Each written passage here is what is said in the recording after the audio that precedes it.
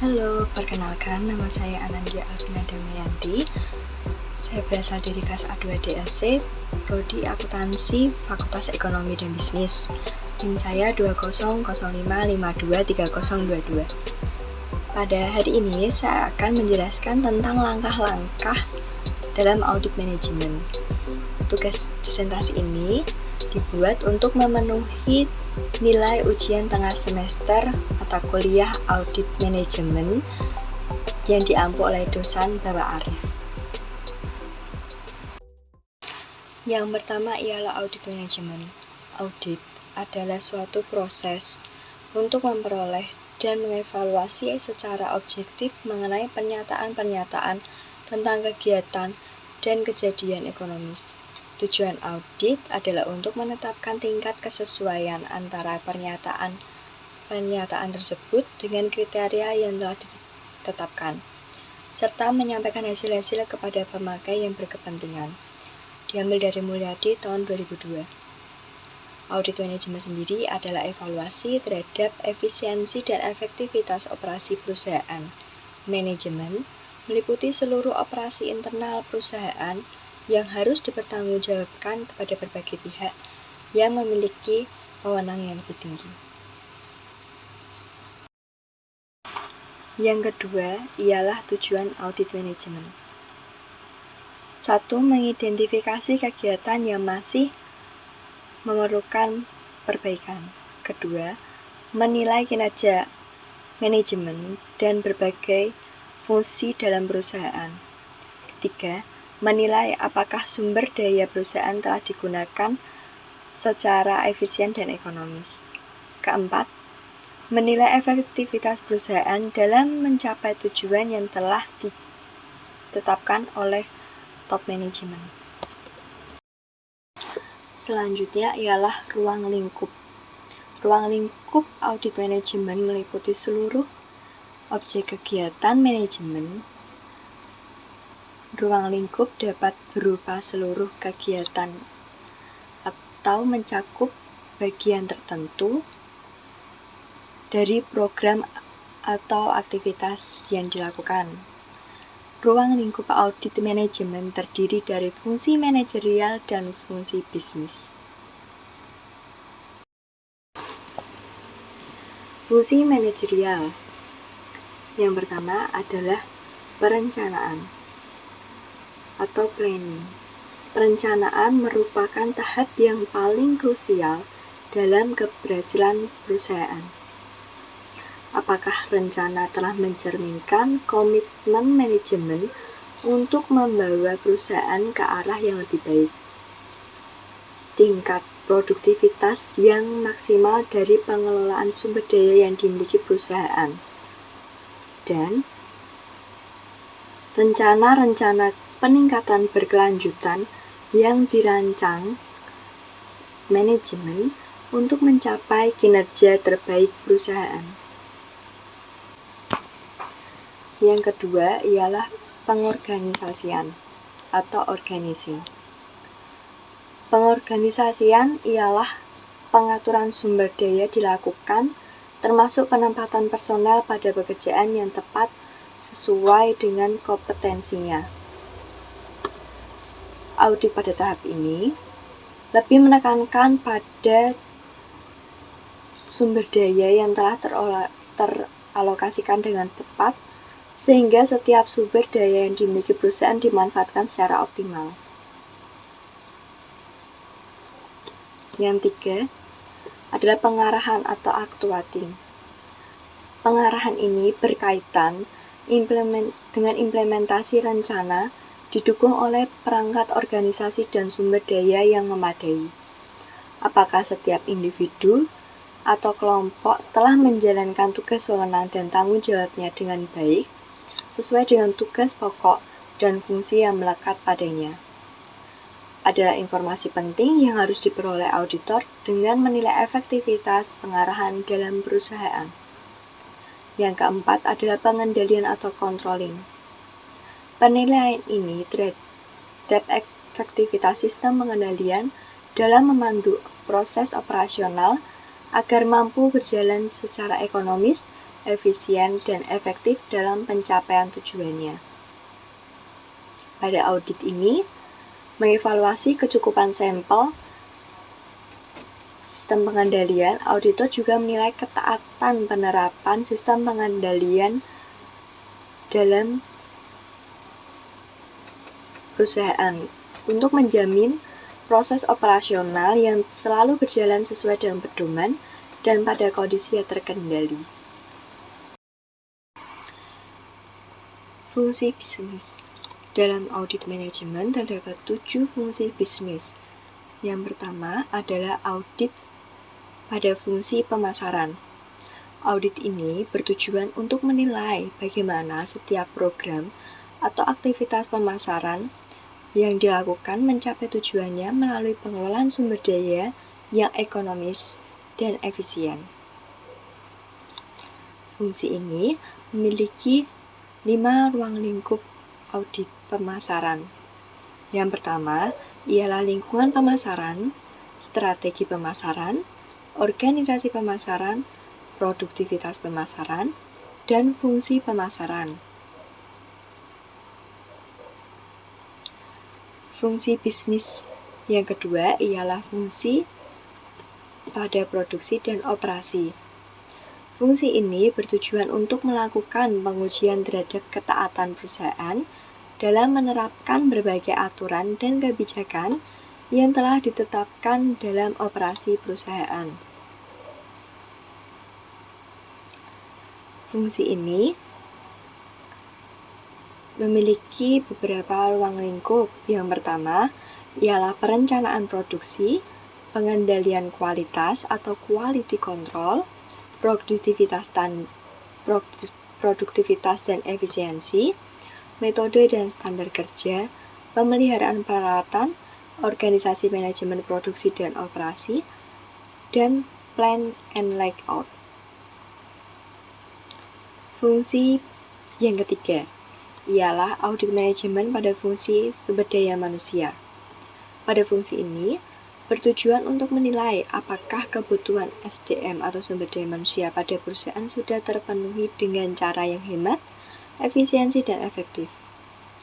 Ruang lingkup pada fungsi sumber daya manusia ada 11, yaitu 1.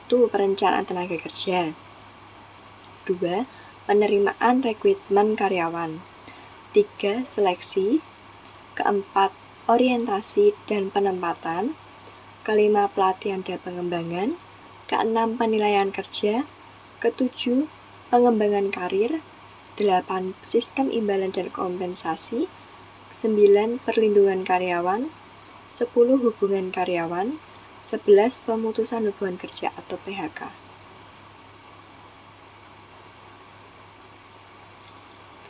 Yang keempat, audit manajemen pada fungsi sistem informasi. Pada fungsi ini, lebih menekankan pada penilaian terhadap keandalan sistem informasi yang dimiliki oleh perusahaan untuk menghasilkan berbagai informasi yang diperlukan secara akurat dan tepat waktu. Ruang lingkup audit pada fungsi sistem informasi adalah mendukung satuan pengolah data, perencanaan pengolahan data, organisasi pengolahan data, dan pengendalian pengolahan data.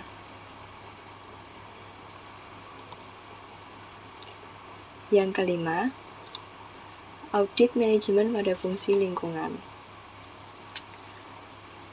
Tujuan pada fungsi ini adalah untuk menilai sejauh mana perusahaan telah melaksanakan tanggung jawab pada lingkungannya. Sasaran ruang lingkup audit meliputi audit tanggung jawab lingkungan, audit manajemen lingkungan, dan audit aktivitas lingkungan. Keenam, audit manajemen pada fungsi perpajakan. Pada fungsi perpajakan, perusahaan sebenarnya bukan hanya pada bagaimana perusahaan melaksanakan kewajiban perpajakannya. Namun, yang terpenting adalah bagaimana perusahaan mengolah fungsi ini untuk meminimalkan kewajiban pajaknya. Melalui perencanaan pajak yang matang, perusahaan dapat mengelola berbagai transaksi yang terjadi dengan memaksimalkan jumlah beban yang bisa dikurangkan terhadap penghasilan yang diperoleh oleh perusahaan.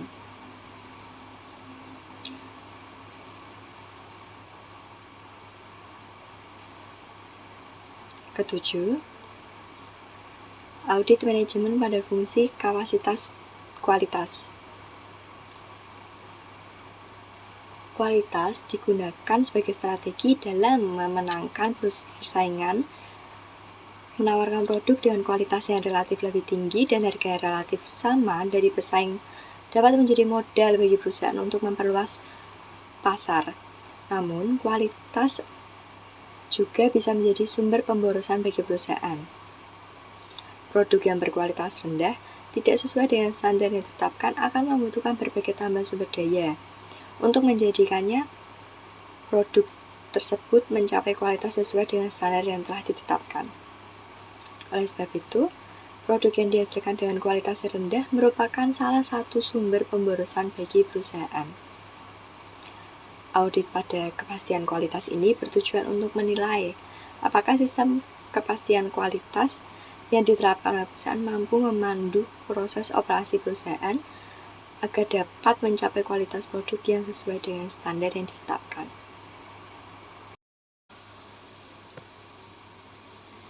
Sasaran audit manajemen.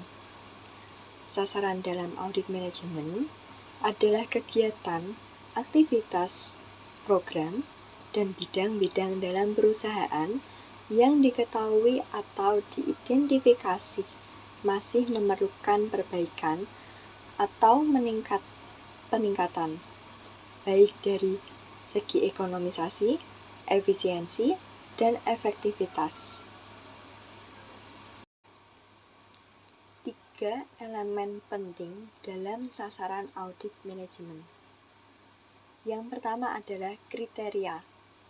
Kriteria merupakan standar bagi setiap individu atau kelompok di dalam perusahaan dalam melakukan aktivitasnya, seperti pedoman SOP, standar operasional pedoman.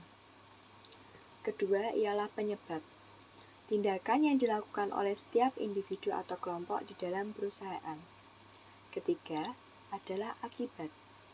Perbandingan antara penyebab dengan kriteria yang berhubungan dengan penyebab tersebut.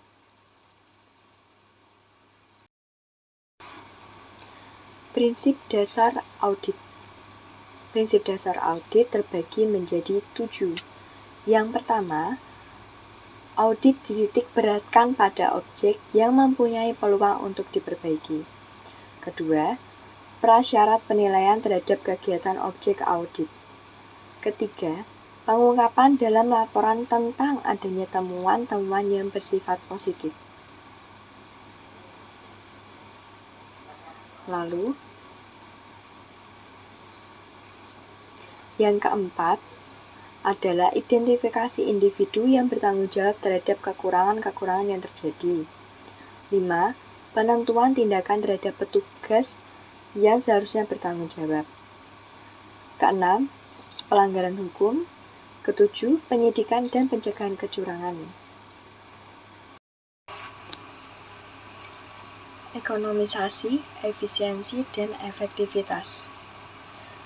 Terdapat 2 hal penting yang dapat dilakukan oleh perusahaan untuk memaksimalkan nilai pelanggan, ialah dengan meningkatkan manfaat yang dapat dinikmati dengan pengorbanan yang sama, atau memperkecil pengorbanan pelanggan untuk memperoleh manfaat yang minimalnya sama. Kedua, meningkatkan manfaat yang diperoleh dengan menurunkan pengorbanan. Ekonomisasi adalah ukuran input yang digunakan dalam berbagai program yang dikelola oleh perusahaan. Sedangkan efisiensi ialah rasio antara output dan input.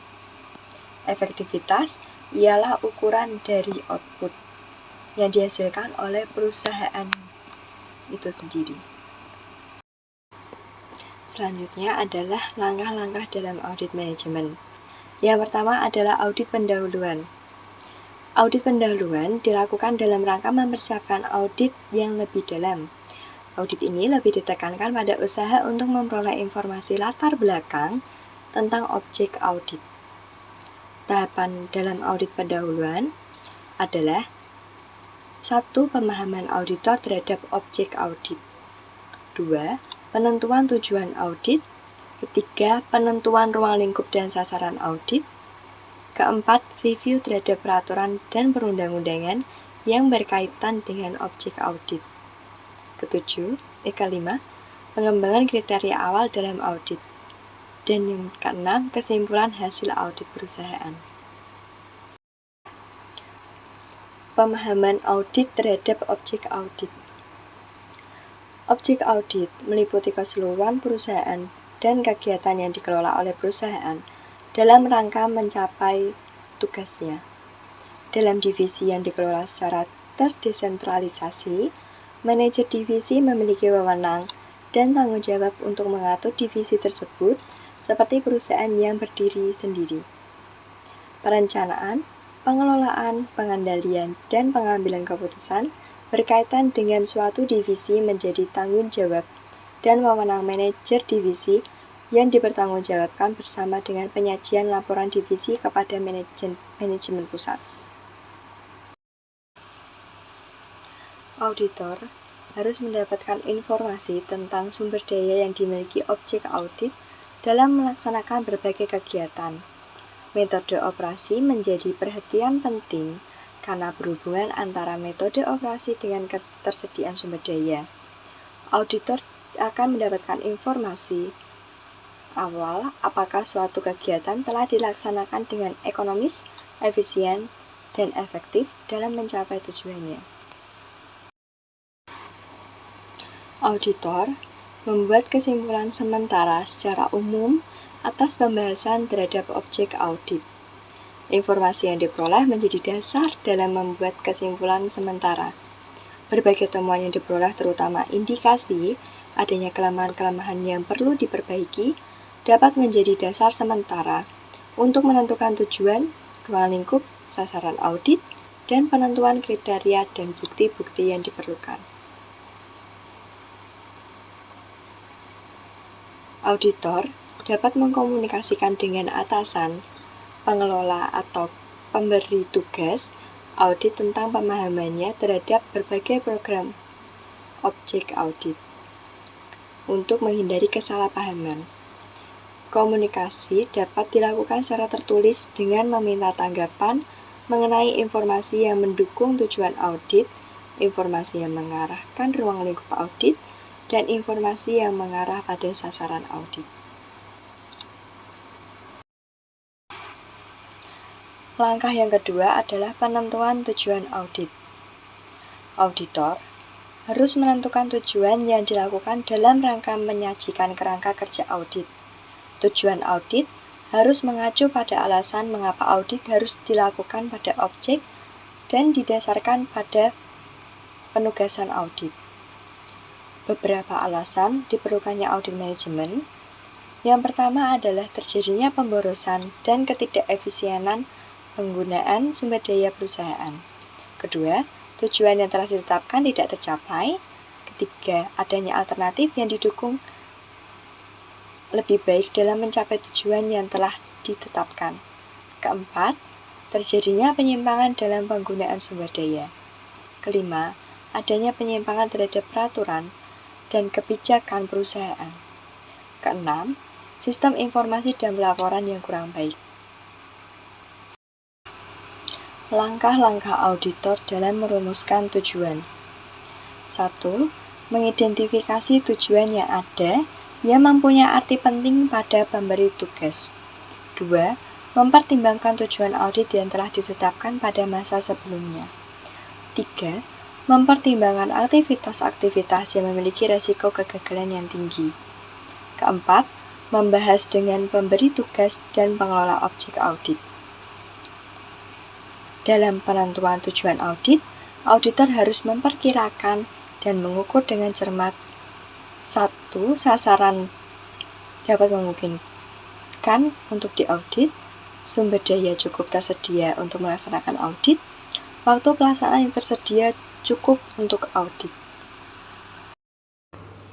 Selanjutnya adalah penentuan ruang lingkup dan sasaran audit. Pada penentuan ruang lingkup dan sasaran audit ini, tetap harus memperhatikan tujuan dari perusahaan. Ruang lingkup dan sasaran audit ini terbagi menjadi beberapa bidang. Yang pertama, bidang keuangan. Pengendalian dan pertanggungjawaban dana dan kekayaan lain serta kewajiban keuangan perusahaan. Pertanggungjawaban audit dari kegiatan yang dilakukan oleh perusahaan. Penyelenggaraan catatan akuntansi, laporan keuangan, dan pemanfaatan sistem akuntansi yang dimiliki oleh perusahaan. 2. Ketaatan kepada peraturan dan kebijakan perusahaan. Kesesuaian pelaksanaan program dengan peraturan dan kebijakan perusahaan berkaitan dengan program tersebut. Kesesuaian penerimaan dan penggunaan dana dengan peraturan dan kebijakan perusahaan berkaitan dengan program tersebut. Ruang lingkup dalam audit manajemen yang selanjutnya adalah ekonomisasi. Ekonomisasi menekankan pada bagaimana setiap aktivitas dalam objek audit mengelola dana yang dimiliki dalam memperoleh hasil yang lebih besar, termasuk pencapaian alternatif, pelaksanaan kegiatan dalam mencapai tujuan dengan biaya yang lebih rendah. Keempat, efisien. Efisien menekankan pada bagaimana seharusnya proses telah ditetapkan dan berjalan sehingga tercapai tujuan dengan pemanfaatan secara optimal sumber daya yang dimiliki. Dan yang kelima, efektivitas. Dalam pencapaian tujuan program dan kegiatan sudah ditetapkan, pemanfaatan hasil program, pengaruh pemanfaatan hasil program terhadap pencapaian tujuan perusahaan secara keseluruhan. Sasaran audit adalah target yang akan diaudit. Target audit terkandung pernyataan auditor yang jawabannya akan diperoleh melalui proses dan kesimpulan hasil audit. 3 elemen penting dalam setiap sasaran audit. Yang pertama adalah kriteria. Kriteria merupakan norma, standar, atau sekumpulan standar yang menjadi panduan bagi setiap individu atau kelompok dalam melakukan aktivitasnya sebagai pelaksanaan atas wewenang dan tanggung jawab yang diberikan. Kriteria dapat berupa SOP atau Standard Operating Procedure, Job Description, peraturan perusahaan, rencana bisnis, atau petunjuk pelaksanaan suatu aktivitas dan standar evaluasinya. Elemen yang kedua adalah penyebab. Penyebab merupakan tindakan yang dilakukan oleh setiap individu atau kelompok yang terdapat pada objek audit. Elemen ketiga adalah akibat. Akibat merupakan hasil pengukuran dan pembandingan antara aktivitas individu atau kelompok dengan kriteria yang telah ditetapkan terhadap aktivitas tersebut. Cara menyajikan temuan audit. Temuan audit merupakan fakta yang ditemukan auditor dalam melaksanakan auditnya dan disajikan dalam bentuk kolom-kolom yang menyajikan temuan berupa kondisi, kriteria, penyebab, dan akibat, atau dapat disajikan dalam bentuk narasi dengan sistematika urut ke bawah dimulai dari kondisi, kriteria, penyebab, dan akibat. Kondisi mendeskripsikan kondisi yang ditemukan pada objek pemeriksaan. Kondisi merupakan hasil aktual pelaksanaan program atau aktivitas pada objek yang diperiksa. Kondisi bukan merupakan kesimpulan dari temuan. Kondisi disajikan apa adanya pada saat ditemukan. Kriteria merupakan panduan setiap individu atau kelompok dalam melakukan aktivitasnya dan digunakan untuk menilai aktivitas dari individu atau kelompok pada objek pemeriksaan. Kriteria merupakan pedoman yang terukur. Kriteria disajikan apa adanya, seperti yang dirumuskan pada manual objek pemeriksaan.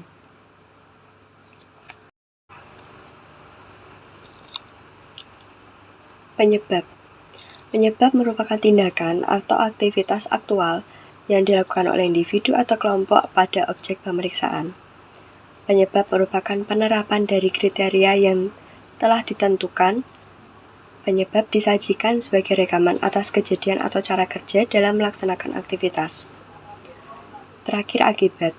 Akibat merupakan hasil pengukuran dan pembandingan antara aktivitas individu dan kriteria yang telah ditetapkan terhadap aktivitas tersebut.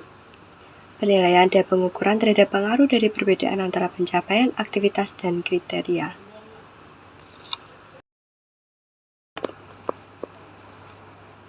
4. Penelaahan terhadap peraturan dan kebijakan yang berkaitan dengan objek audit. Setiap aktivitas dalam objek pemeriksaan diatur oleh seperangkat peraturan dan kebijakan. Aturan dan kebijakan yang menjadi pedoman harus yang terbaik dan tidak menyimpang dari aturan yang lebih tinggi. Sebelum menggunakannya sebagai kriteria untuk menilai, auditor harus menelaah terlebih dahulu aturan-aturan dan kebijakan tersebut. Penelaahan bertujuan untuk memperoleh informasi tentang peraturan yang berhubungan dengan objek audit yang bersifat umum maupun yang berhubungan khusus dengan berbagai program yang diselenggarakan pada objek audit. Kelima adalah pengembangan kriteria awal dalam audit. Kriteria digunakan untuk menilai pelaksanaan dan pengendalian berbagai aktivitas yang dilakukan dalam perusahaan. Oleh karena itu, pentingnya peranan kriteria dalam audit. Manajemen auditor harus yakin bahwa kriteria yang digunakan sudah tepat dalam menilai ekonomisasi, efisiensi, dan efektivitas berbagai program di dalam perusahaan. Faktor-faktor yang memengaruhi kriteria akan digunakan dalam audit, antara lain: 1. Tujuan dari kegiatan yang diaudit. 2. Pendekatan audit. 3. Aktivitas tujuan audit.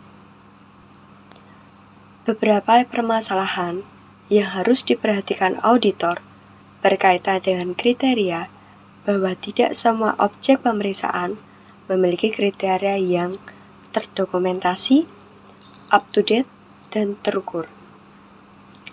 Dalam pengembangan kriteria awal ini, auditor dapat mengacu pada beberapa sumber, antara lain: 1. Undang-undang atau peraturan yang berlaku. 2.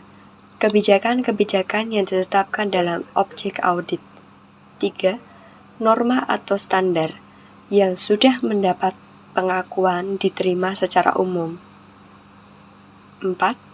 Kriteria yang digunakan pada objek audit sejenis. 5. Pengalaman auditor dalam tugas-tugas audit selanjutnya, dalam tugas-tugas audit sebelumnya pada objek audit sejenis. Karakteristik kriteria yang baik antara lain: 1. Realistis. 2. Dapat dipercaya. 3. Dapat diukur. 4. Bebas dari pengaruh kelemahan manusia. 5. Mengarah pada temuan-temuan dan kesimpulan untuk memenuhi kebutuhan informasi pemberi tugas audit. 6. Dirumuskan secara jelas dan tidak mengandung arti ganda yang dapat menimbulkan interpretasi berbeda. 7. Dapat dibandingkan. 8. Diterima semua pihak. 9. Lengkap. Dan 10. Memperhatikan adanya rentang waktu pada saat suatu kejadian atau kegiatan berlangsung. 6. Kesimpulan hasil audit pendahuluan. Kesimpulan yang dibuat auditor akan menjadi dasar dalam menentukan langkah-langkah yang akan diambil dalam tahapan audit selanjutnya. Kesimpulan hasil audit pendahuluan terdiri dari: 1. Daftar bidang atau kegiatan yang mengandung kelemahan yang akan dijadikan tujuan audit pada tahap audit selanjutnya. 2. Alasan mengapa bidang atau kegiatan tersebut memerlukan audit lanjutan. Ketiga, temuan-temuan sementara yang diperoleh berkaitan dengan bidang atau kegiatan yang termasuk dalam daftar bidang atau kegiatan yang masih mengandung kelemahan berdasarkan kriteria yang telah ditetapkan. 4. rekomendasi sementara yang diajukan untuk memperbaiki kelemahan-kelemahan yang ada. 5. Tindakan-tindakan yang sudah dilakukan objek audit berdasarkan rekomendasi sementara yang diberikan auditor sebelumnya. 6. Bukti-bukti yang perlu diperoleh pada audit selanjutnya berkaitan dengan tujuan audit sementara yang telah ditetapkan.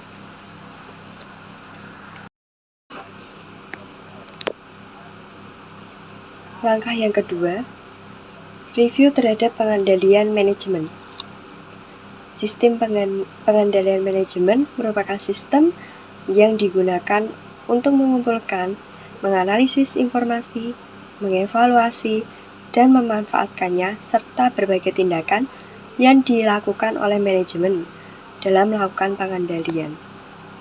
Sistem pengendalian manajemen harus menjamin bahwa perusahaan telah melaksanakan strateginya dengan efektif dan efisien. Karakteristik sistem pengendalian manajemen. Yang pertama, pernyataan tujuan perusahaan. Kedua, rencana perusahaan yang digunakan untuk mencapai tujuan. Ketiga, kualitas dan kuantitas sumber daya manusia yang sesuai dengan tanggung jawab yang dipikul dan adanya pemisah fungsi yang memadai. Keempat, sistem pembuatan kebijakan dan praktik yang sehat pada masing-masing organisasi. Kelima, sistem penelaaan yang efektif pada setiap aktivitas untuk memperoleh keyakinan bahwa kebijakan dan praktik yang sehat telah dilaksanakan dengan baik. 1. Pernyataan tujuan. Tujuan suatu perusahaan dinyatakan dengan jelas dan disosialisasikan ke berbagai tingkatan manajemen untuk dipahami. Pernyataan tujuan dapat memberikan arah kepada semua komponen dalam perusahaan dalam melaksanakan aktivitasnya, karena didukung dengan sosialisasi yang memadai, akan membantu setiap komponen di dalam perusahaan tidak saja mampu untuk melaksanakan berbagai aktivitas, tetapi juga memahami untuk apa aktivitas dilaksanakan, sehingga secara optimal dapat mendukung pencapaian tujuan perusahaan. 2. Rencana perusahaan. Rencana harus disusun untuk mencapai sasaran perusahaan, baik jangka pendek maupun jangka panjang, yang diikuti dengan penentuan strategi untuk mengimplementasikannya.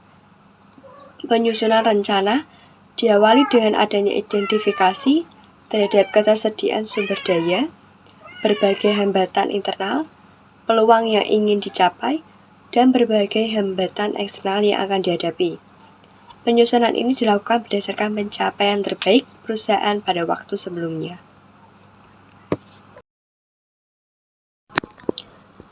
3. Kuantitas dan kualitas sumber daya manusia memadai. Sumber daya manusia sangat penting dalam mendukung perencanaan yang ditetapkan perusahaan, karena semua wewenang dan tanggung jawab berhubungan dengan keberadaan sumber daya manusia. Dalam perusahaan, kebutuhan sumber daya manusia lebih ditekankan pada kapasitas yang harus tersedia dihubungkan dengan berbagai program yang dilaksanakan dalam perusahaan. Sumber daya manusia yang tersedia dalam perusahaan dipengaruhi oleh kualitas dan kuantitas. Contoh, jumlah karyawan banyak, tetapi tidak memiliki kemampuan dan keterampilan yang sesuai dengan program yang dilaksanakan. Hal tersebut akan menimbulkan pemborosan, karena keberadaannya tidak akan mampu memberikan kontribusi kepada perusahaan. Keempat, kebijakan dan praktik yang sehat. Kebijakan dibuat untuk mendukung kelangsungan praktik yang sehat di dalam perusahaan. Maka, perumusan kebijakan harus memperhatikan kepentingan berbagai pihak yang ada di dalam perusahaan. Kebijakan yang dibuat harus dikomunikasikan kepada seluruh pihak yang berkepentingan agar terjadi komunikasi timbal balik antara manajemen dan karyawan. Kebijakan dapat dikomunikasikan dalam bentuk buku-buku pedoman kebijakan dan buku pedoman prosedur operasional atau SOP.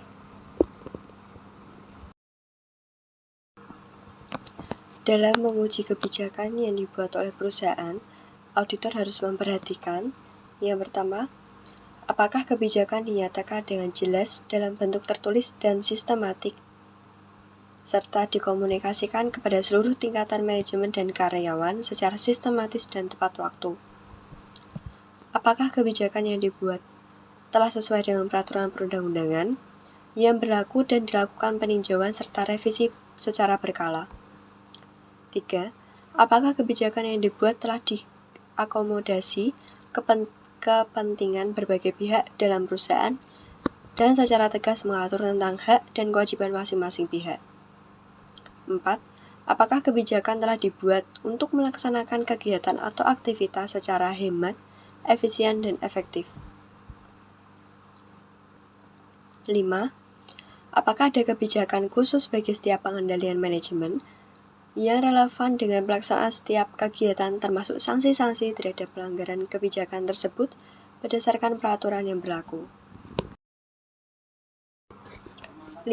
Sistem review yang efektif merupakan suatu bentuk pengendalian terhadap proses aktivitas atau kegiatan yang berlangsung dalam perusahaan.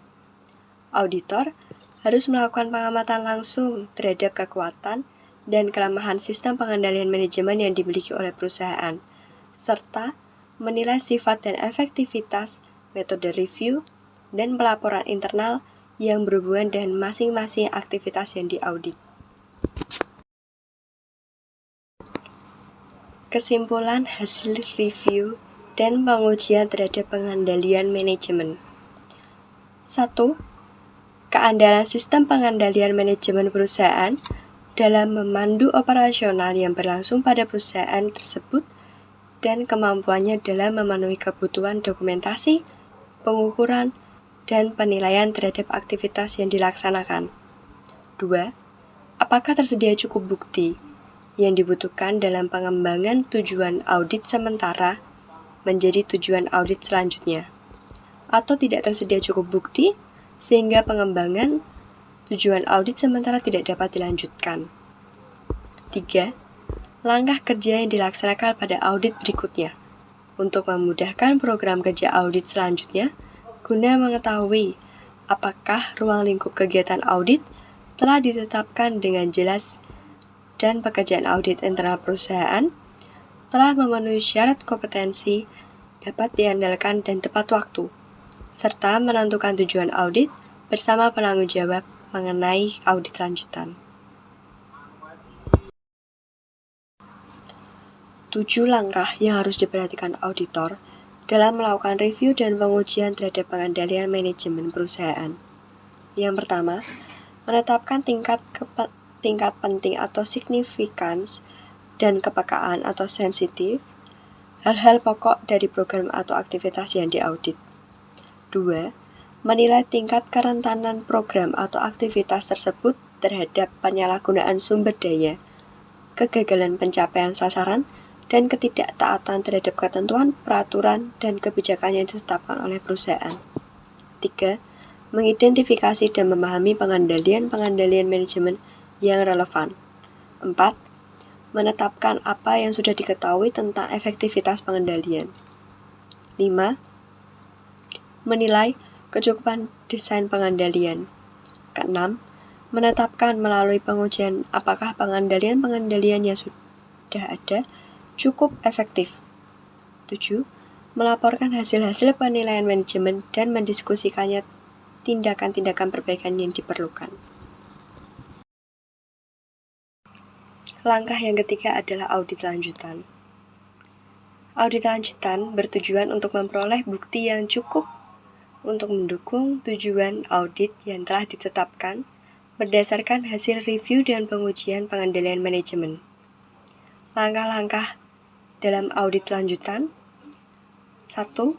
Mengumpulkan tambahan informasi latar belakang objek audit yang diperlukan.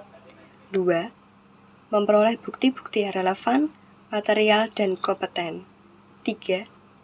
Membuat ringkasan atas bukti yang telah diperoleh dan mengelompokkannya ke dalam kelompok kriteria, penyebab, dan akibat. Keempat, menyusun kesimpulan atas dasar ringkasan bukti yang telah diperoleh dan mengidentifikasi akibat yang ditimbulkan dari ketidaksesuaian antara kondisi dan kriteria cukup penting dan material.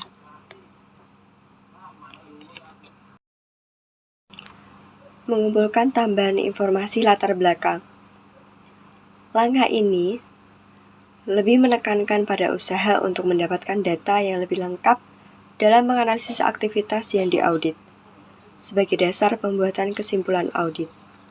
Data tersebut dapat diperoleh dari luar perusahaan yang memiliki relevansi dengan kegiatan yang sedang diaudit. Misalnya, pada audit atas penetapan kompensasi untuk menilai keadilan dan kelayakan kompensasi yang ditetapkan perusahaan selain menggunakan data dalam perusahaan berkaitan dengan variabel-variabel yang diperhitungkan dalam kompensasi tersebut, auditor juga dapat menggunakan data dari pasar kerja untuk mendapatkan informasi tentang kelayakan kompensasi untuk bidang pekerjaan dan tingkatan manajemen tertentu. 2. Memperoleh bukti. Bukti adalah fakta dan informasi yang dapat digunakan sebagai dasar pembuatan kesimpulan audit. Bukti harus mempunyai hubungan dengan kriteria audit, objektif, relevan, dan bermakna atau material. Tujuan dari perolehan bukti adalah 1. Menentukan kriteria atas kegiatan yang diaudit sudah sesuai dengan dan dapat diterima. 2. Menentukan terdapat pelaksanaan yang menyimpang merupakan penyebab dari timbulnya akibat yang kurang menguntungkan bagi kegiatan yang diaudit. 3. Menentukan terdapat akibat yang cukup penting dan material dari terjadinya perbedaan antara kondisi dengan kriteria yang telah ditetapkan. Metode yang umum digunakan untuk memperoleh data, yang pertama adalah observasi lapangan, kedua wawancara, dan ketiga penggunaan kuesioner. Agar dapat digunakan sebagai dasar pembuatan kesimpulan, semua bukti yang diperoleh dalam audit harus memenuhi kriteria berikut. 1. Kriteria relevan, berhubungan dengan aktivitas yang sedang diaudit. 2. Material, cukup berarti dalam mempengaruhi kesimpulan yang dibuat. 3. Kompeten, diperoleh dari sumber independen dan dapat dipercaya. 4. Cukup memadai sebagai dasar pembuatan kesimpulan audit. Membuat ringkasan dan mengelompokkan bukti. Bukti yang telah diperoleh dalam audit kemudian diringkas dan dikelompokkan sesuai dengan sasaran audit. Bukti yang termasuk dalam kelompok kriteria adalah bukti yang berkaitan dengan norma atau standar yang ditetapkan perusahaan yang akan menjadi dasar bagi setiap komponen dalam perusahaan untuk melakukan aktivitasnya. Bukti yang termasuk dalam kelompok penyebab adalah bukti yang berupa berbagai tindakan menyimpang atau kegiatan positif yang tidak dilakukan yang merupakan sumber terjadinya ketidakekonomisan, ketidakefisienan, dan ketidakefektifan pencapaian tujuan. Bukti yang termasuk dalam kelompok akibat adalah bukti yang biasa ditemukan terlebih dahulu dan merupakan hasil pengukuran antara penyebab yang terjadi dengan kriteria yang berhubungan dengan penyebab. 4. Pengembangan temuan dalam audit lanjutan. Merupakan pengumpulan informasi khusus yang bersangkutan dengan program yang diaudit, dievaluasi, dan yang dianalisis yang diperkirakan akan menjadi perhatian dan berguna bagi pengguna laporan. Hal yang harus diperhatikan auditor dalam pengembangan temuan adalah: yang pertama, pertimbangan harus ditekankan pada situasi dan kondisi pada saat program atau aktivitas berlangsung. Kedua, pertimbangan atas kompleksitas dan besarnya sumber daya yang terlibat dalam program yang diaudit. 3. Auditor secara jujur dan objektif berdasarkan pertimbangan profesionalnya melakukan analisis terhadap temuan yang diperoleh pada saat audit. 4. Pengembangan temuan harus dilakukan secara luas dan teliti agar dapat menjadi dasar dalam penentuan kesimpulan.